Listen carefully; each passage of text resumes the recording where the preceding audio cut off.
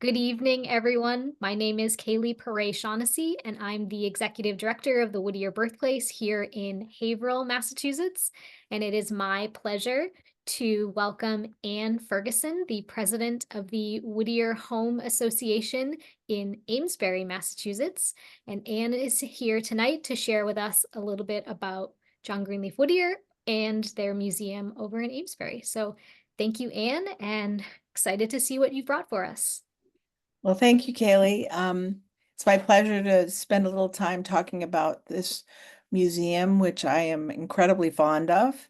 And just something about myself. I live in Amesbury, Massachusetts, and I kind of got involved because they were looking for volunteers to help with the garden. And then before I know it, after 10 years, I'm the president of the Museum Association. And my real job is I'm a labor and delivery nurse. So thank you for joining us. Um, I'm going to give you a little brief teaser of what the museum looks like because I hope that you will come and join us and come and see everything that there is to see. Um, our museum is closed during the winter, but we're always open by appointments for tours. We open every Saturday from 10 in the morning until 1 p.m. And I want to say before I start my presentation is that I'm not a John Greenleaf Whittier scholar, and I'm also not a tech genius. So I hope you be kind and bear with me. Um, the home is the museum, which we always call the home, is located on Friend Street, and I love John's poetry and his influence on our political and social system during his lifetime. His passions were justice and freedom, and he used his written word to promote these ideals. Um, so I have a little slideshow, and I'm going to go ahead and start.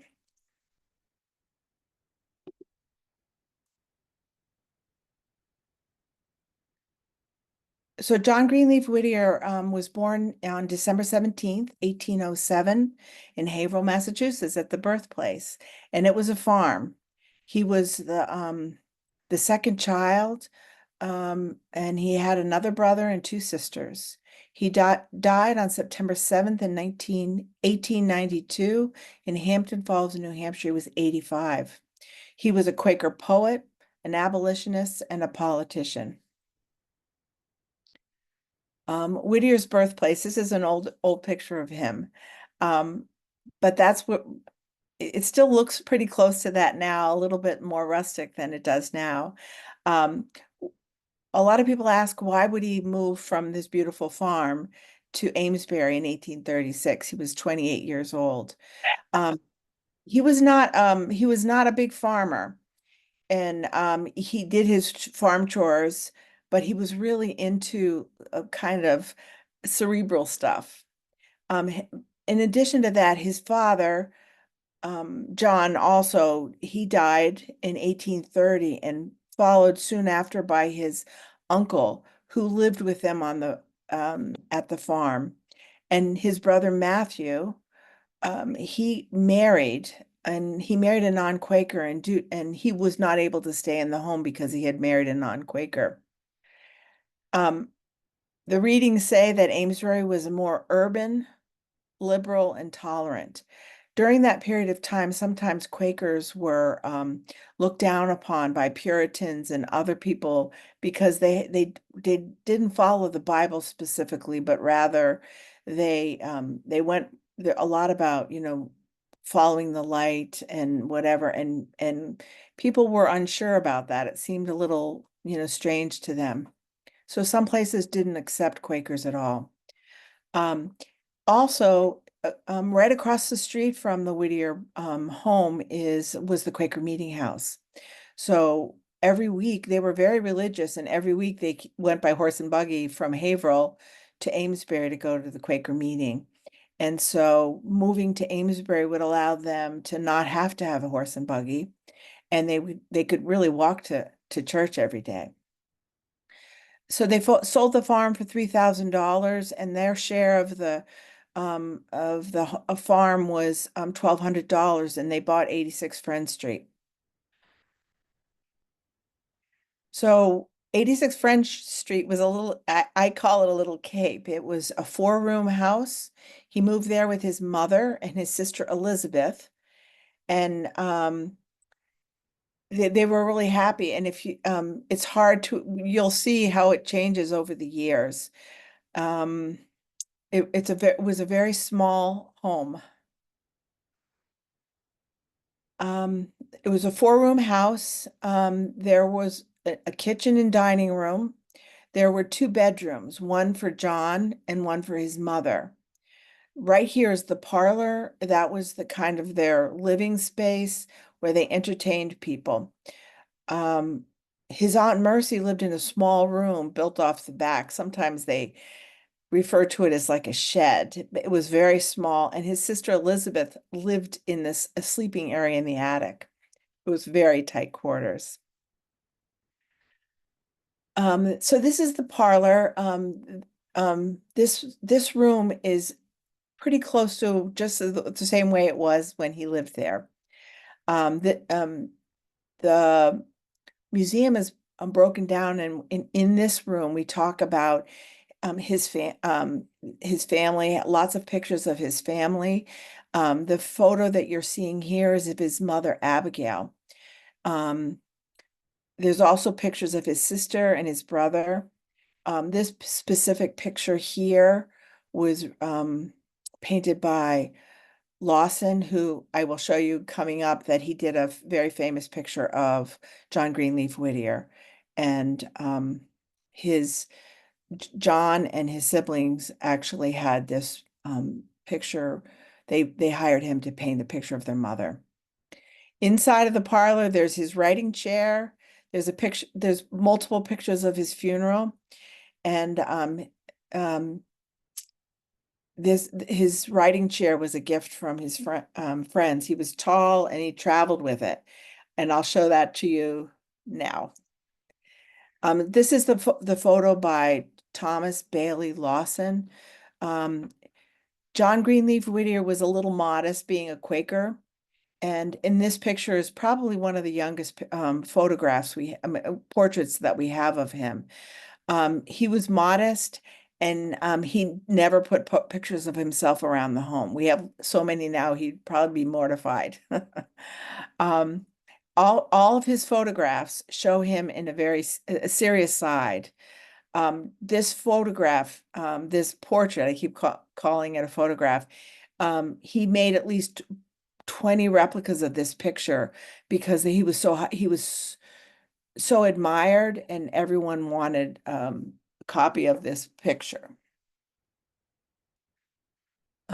This is the writing chair that I told you about earlier. This chair was given to him and made by George Peabody. He was a philanthropist in this area. John Greenleaf Whittier was very tall.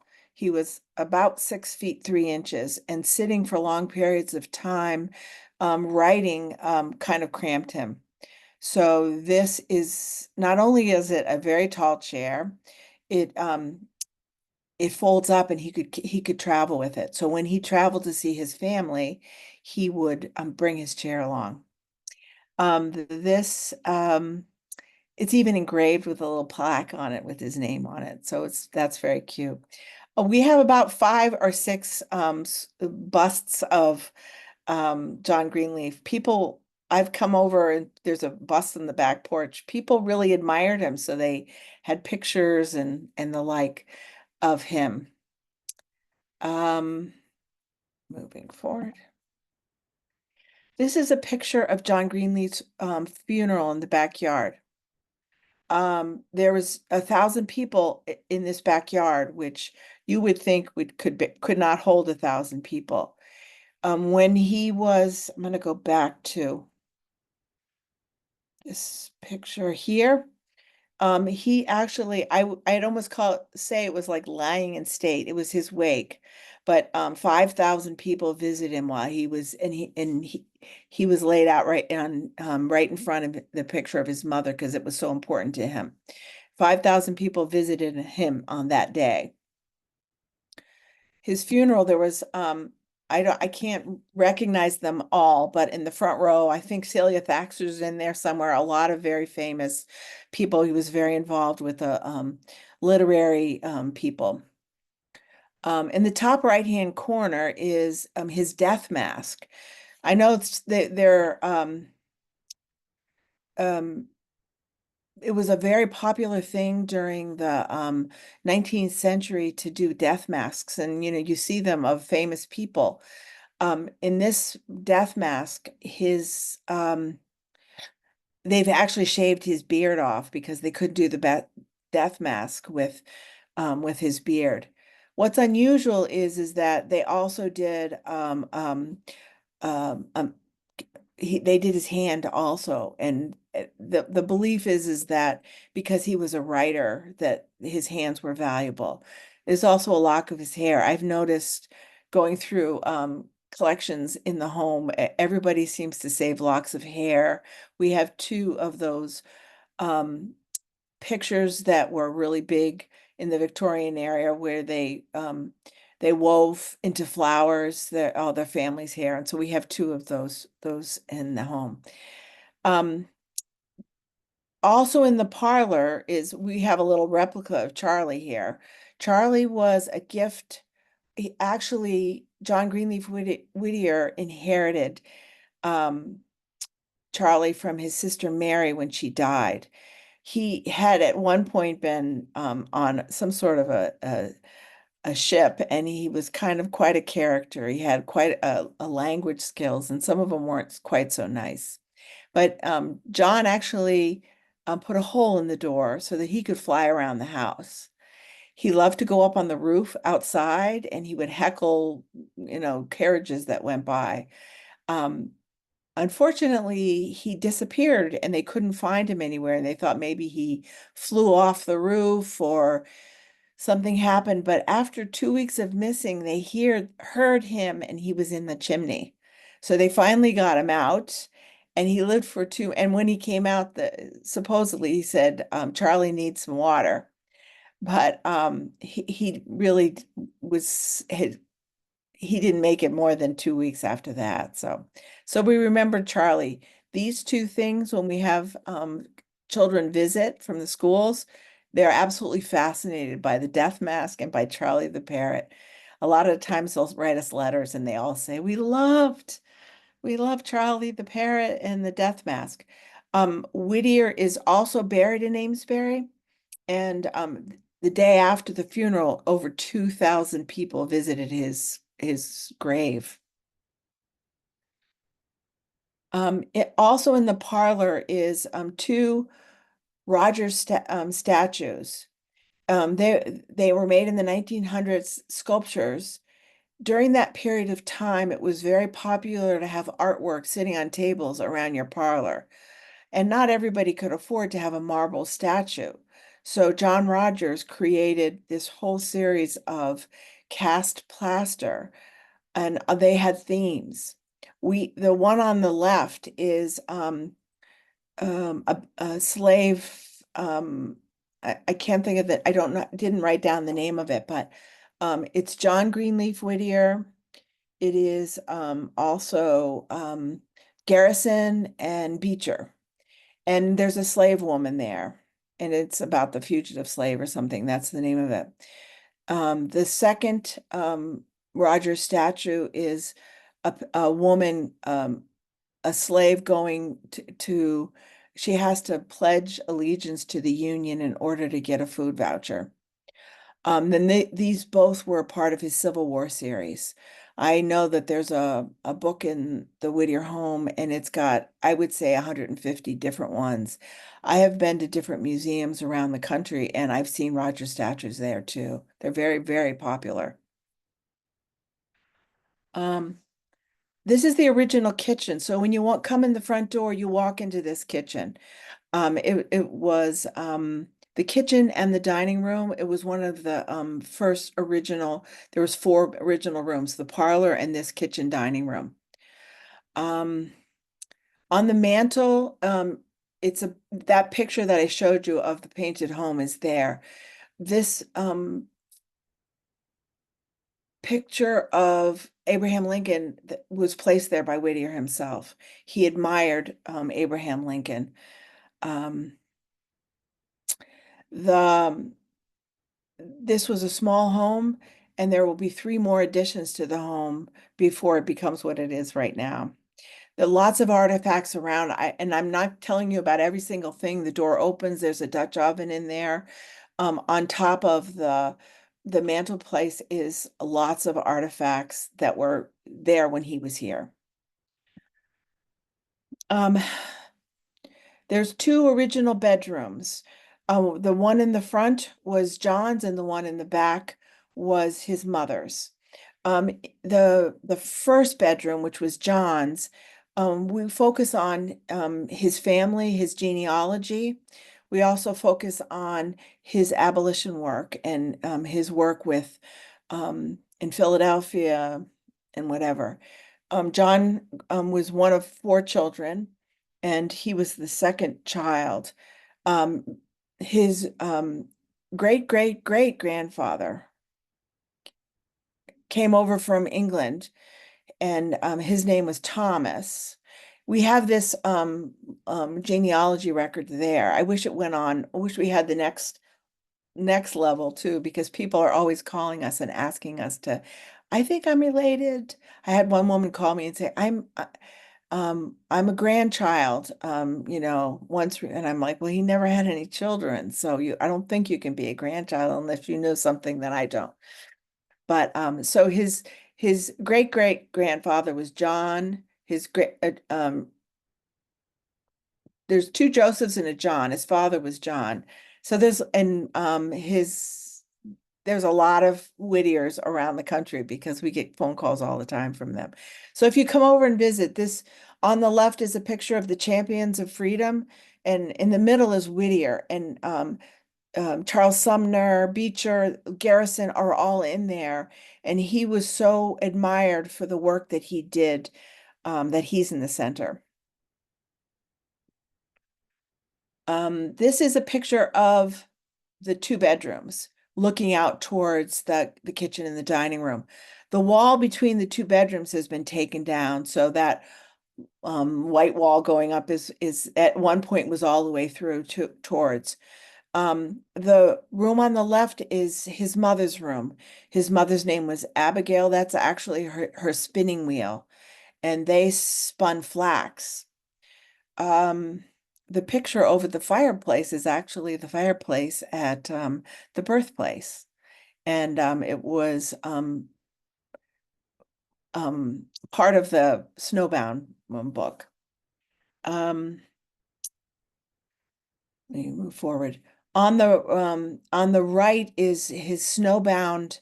On the top is this desk he actually wrote Snowbound on. And that was one of the desks he wrote Snowbound on. And below, and I'm not even showing you all the people that are recognized on the other wall.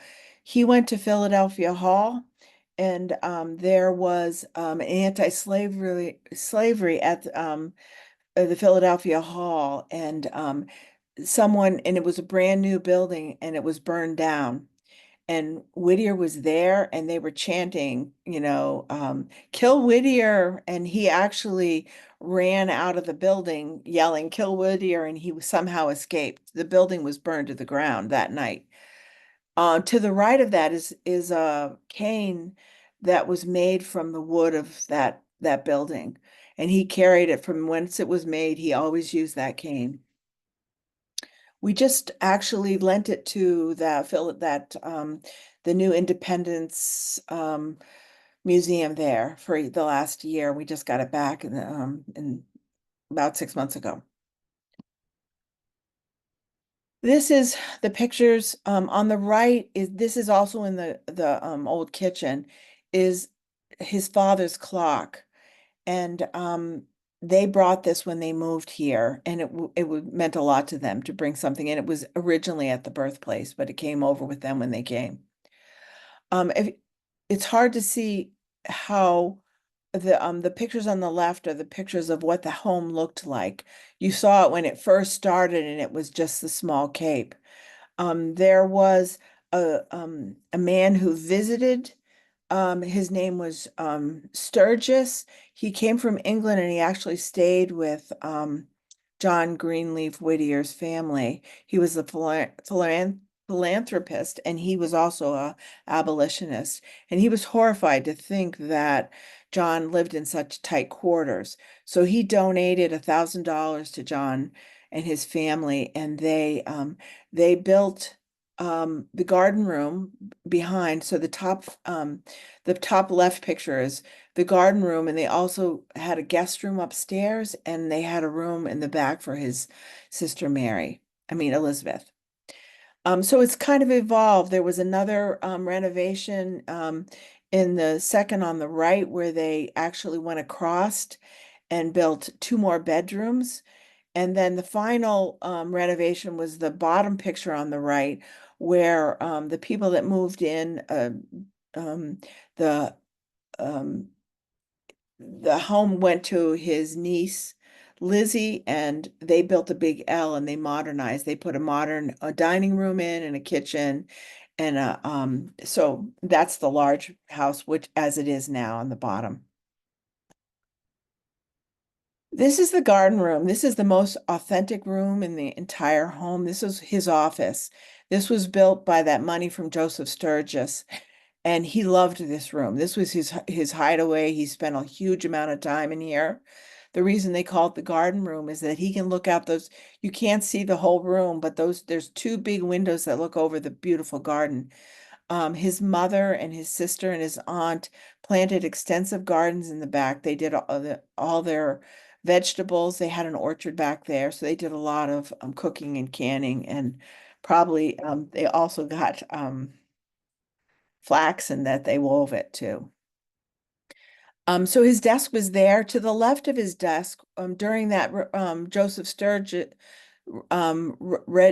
renovation, that he put in a porch that went along the front of the house. So if he was sitting at his desk and he could look to the left, he could see anyone walking to the house. So he always had his top hat ready and his cane, and he would, if he saw someone walking and he didn't really, because he was so popular that people would stop by all the time. They wanted to talk to him. He would grab his top hat and his cane, go out the back door, go for a walk around the corner, and come back. Or he'd just say, I'm just on my way out. So, and that's his actual top hat there. His after he did Snowbound, he got $10,000 for Snowbound, and at that point he purchased furniture, nicer furniture than he'd ever had before, and he has an extensive library, and those books were all that he bought after Snowbound and the right. The rest of that room is filled with his literary people. Let me see. Um, all, literary people, people that gave him gifts. Every time he would get so many gifts from people, and some of the special ones he's always saved. The furniture in the room is all authentic. These two chairs have been refinished. There's an older picture on the right of the house before the L was on it. And also that's his view out of his window. We have a summer kitchen in the back, which initially was attached to the back of the house. We use it for catering during events that we have. On the right side is actually kitchen. It's got a little sink and an oven, the whole kitchen, very similar to what was in the original kitchen. And the other half was for deliveries. The wood and all the deliveries came directly into that building. The benefit of having the summer kitchen is that the house didn't get hot. And also they did it because they didn't want fire. They were always afraid of fire. Lots of artifacts to see, and I'm not going to show you them all so that you'll come and visit. Um, this is upstairs in the guest room. This was one of those rooms that was built with Mr. Sturge's donation. A lot of the pictures in this room, he did not sleep in this room. When I first went there, a lot of his, like his clothing and the bed, it makes you think that it's his bedroom. But this was the guest room. And the pictures around the walls are there's a picture of Whittier, but to the left of that is a picture of presidents. He really admired the politicians that he worked with. And a lot of the pictures are gifts to him from some of the people that he befriended over the years.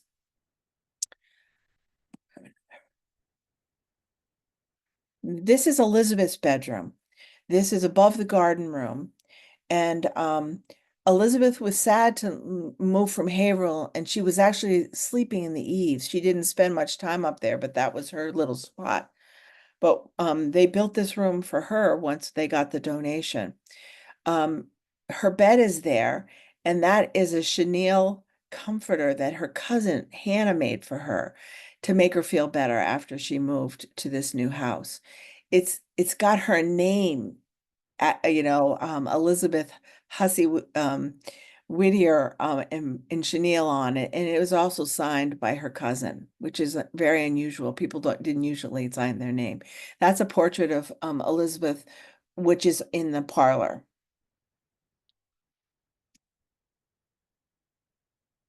I feel like I've gone through it so quickly. About 3 years ago, this was another one of the um, rooms that was used kind of as a sitting room.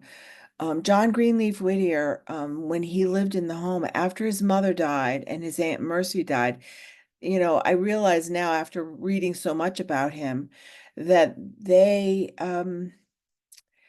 men really need women to take care of them because they didn't do any of the housework really, or they didn't do the cooking. And so when they died, Elizabeth took care of him after his mother died, doing all the work and whatever. But when she died, her Matthew's daughter Elizabeth, whom they called Lizzie, she moved in and she took care of him. And then when she got married and moved out, he actually had a family called the Cates that moved in, and this was part of their living space. They actually had this room, and they had two of the other rooms that I didn't show you because they're filled with. It's our office, and we have our collections room in there. But 3 years ago, we have a group in Amesbury called the Treasures, and all the different historical sites we participate and we collaborate. And we had a small uh, uh, Amesbury had the Merrimack hat factory, and they developed one woman developed a hat museum. She has over 150 hats that were made in the hat factory. So we gave them this space to have because they didn't have any spot to display their hats. The hats are a huge hit. People come just to see them because they just can't imagine that these hats were all made in Amesbury. A lot of them were decorated other places, but the actual felt was made there. In the right corner is it's called the Blaisdell clock. That clock was made in Amesbury in I think 1780, and there was some clockmakers that made. There's only 7 of them in the entire country, and I think I had another picture of it. No, I guess I missed that picture. Um, Going back. Um, we are going to be doing a Zoom presentation on that Blaisdell clock because it's fascinating. He had about 4 kids, mostly boys, and one made the wooden case, and they engraved it and they put the name on it and they put the year, which is very unusual to have the year actually put on in Roman numerals. So it was kind of a really unique thing. Um, so moving forward, We have a little gift shop. We do put on poetry readings, and all the poets usually give a couple copies of their books, their poetry books, so that we are able to sell them. And we have been since National Historical Landmark since like 1937, I think. I don't, it's hiding behind. But yeah, so it's really a fascinating home, so much to see. And this is the back. The springtime is one of the most beautiful times at the Whittier home. And this is just a little, we actually set up poetry readings right in front of all these flowers. It's an absolutely beautiful garden. And we open tours. You can go in and see the summer kitchen too. Oh, here's a picture of the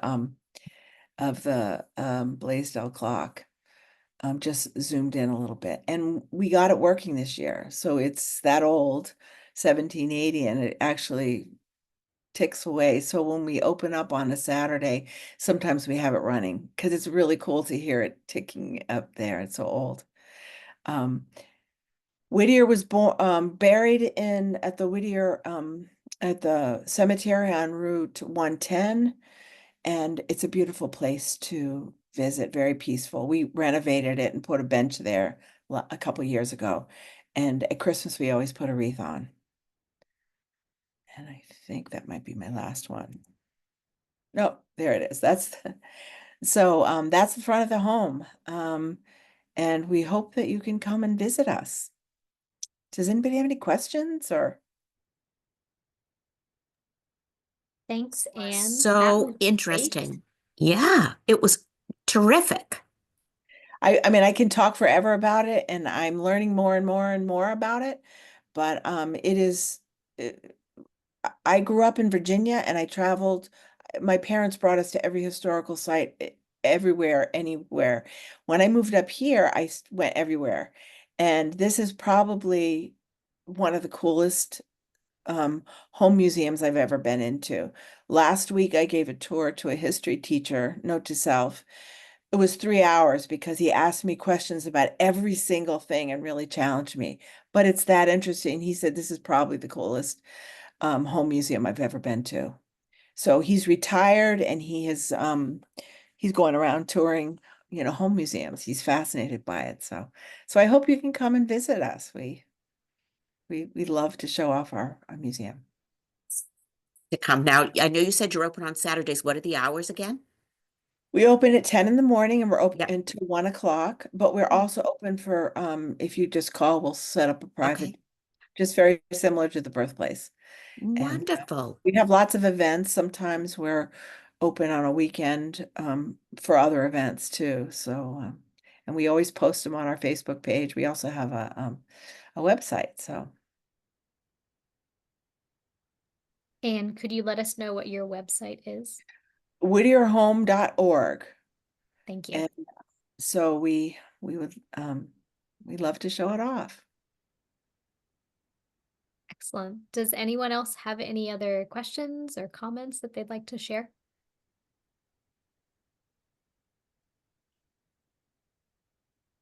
Great. Well, thank you so much, Anne. This has been A a pleasure. wonderful presentation. I think we look forward to more collaborations between our two organizations in the future, and we may send a group over for a tour at some point. We'd love to have you. The next event for the Whittier Birthplace is on April 26, 2025. We are hosting the Vagabond Caravan. It's a poetry series with Mark Littman, who is traveling across the country. He's the National Beat Poet Laureate, and he's making a stop at the Whittier Birthplace on April 26th. So I hope you will join us. For more events that we have going on, you can visit whittierbirthplace.org. Thanks, everybody. Thanks. Bye-bye.